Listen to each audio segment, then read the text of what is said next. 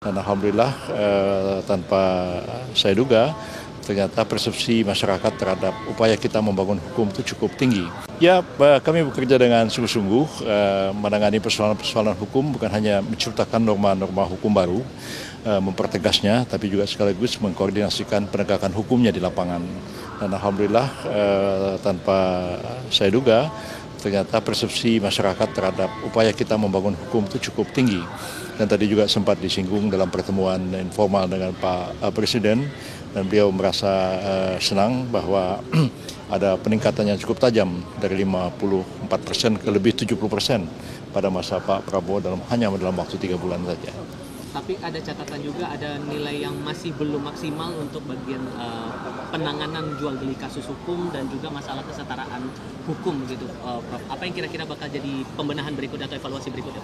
Ya, memang ini terkait dengan institusi di luar pemerintah ya terkait dengan kewenangan dari Mahkamah Agung untuk menyelesaikan perkara-perkara.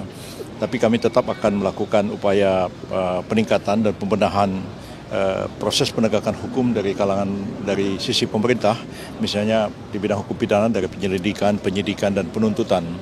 Yang sering kali jadi masalah itu adalah putusan-putusan pengadilan. Jadi proses hukumnya itu yang kadang-kadang berjalan lambat, kadang-kadang putusan dirasakan tidak adil. Tentu pemerintah tidak dapat mengintervensi putusan pengadilan, putusan Mahkamah Agung, tapi memang tentu kami dapat melakukan koordinasi sebenarnya bagaimana sebaiknya kita tegakkan hukum yang lebih baik di masa-masa yang akan datang. Citra Anda juga terbilang positif menurut responden ini. Gimana respon itu, Prof?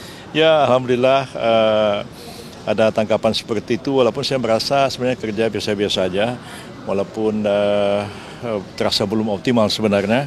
Tapi alhamdulillah apa yang sudah dikerjakan dalam waktu 3 bulan ini, persepsi masyarakat cukup baik terhadap pekerjaan kami di bidang menangani masalah-masalah hukum ini.